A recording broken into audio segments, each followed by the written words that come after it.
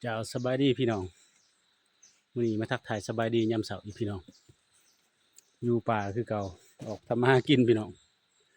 บ่หมานเมื่อยมาจ่อเบิ่งเหือเบิ่งหม่องย่านพวกทำร้ายกัดพี่น้องว่าดดบ่ได้ลงเป็นทิศพี่น้อง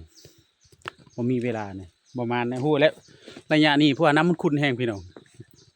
ลมพัดมันตีน้ำมันขุ่นแหละน้ำบ่ขึ้นบ่ลงฮู้แล้วปลามันบ่ถึกแต่จำเป็นเบาซีมาจ่อเบิ่งเหือกับ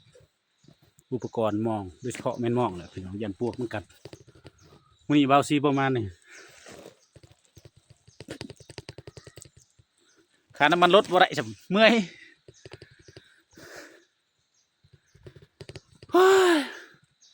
ประมาณพี่น้องเอ้ยเบาซียอมปลาแล้วบัดนี้สิได้เร่งเวียกครอบครัวแล้วบัดนี้เวียกให้เวียกสวนเวียกมอนแล้วบัดนี้อนามัยสวนอนามัยมอนแล้วบัดนี้เก็บกาแฟว่าไปสันเล่มอีกบ่ไหวแล้ว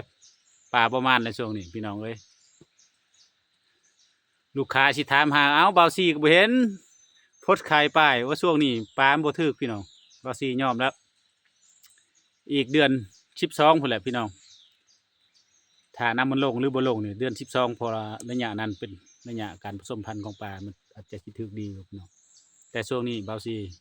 ยอมปลาแล้วพี่น้องผู้ใดมักคลิปเบาซีอย่าลืมติดตามหรืออย่าลืมกดไลค์กดแชร์เพื่อเป็นกำลังใจเบาซีสู้ต่อไปทำหากินอีกตามเคยพี่น้องสำหรับคลิปนี้เท่านี้แหละบ๊ายบาย